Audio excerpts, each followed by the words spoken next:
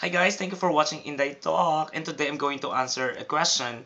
Actually, this will be like my daily video. So, I'm going to answer some questions just to prove to all of you guys that I'm really intelligent. So, here's the question. What can you say about men cheat more than women? Oh, that's sad. Well, actually, this is an honest reaction, guys.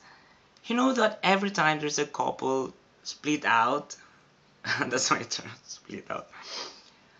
Most of the time, we are thinking that it was always the man's fault, right? It's always the boyfriend's fault why they separated. And all of us are actually thinking that there's a third party and it always comes from the man. Well, actually, guys, that's a myth. That's not true. Because the reason is this. Right now, women are really, much more better in keeping their secret affairs than men. See, die. If you are like that, admit it to yourself. I know, especially Filipinos, Filipino women, it's absurd to hear that, you have an affair. So it's always like a secret. Nobody knows. But with guy kasi, they were so proud, like informing their friends or their colleagues that, guys, aside from Amanda, I have Lisa with me.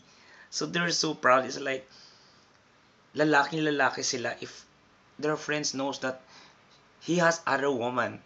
But with girls kasi, parang it's something, something not good. Maybe people will think you're a folk or something, you're so malande. So they will just keep it secret. Nobody knows about it. And even according to Dr. David Holmes, he said that that between 8 to 15% of children was haven't been fathered by the man who think he's the biological father. So ibig sabihin, that's 15% of childrens are not fathered by the real biological father. That's it. But then that's the truth, guys. So you have to let your brain accept the truth in the fact that it's not always the men who are always cheating with their woman. Okay? Because Inday knows. And Inday is so intelligent. See you on the next question I'm going to answer. Bye.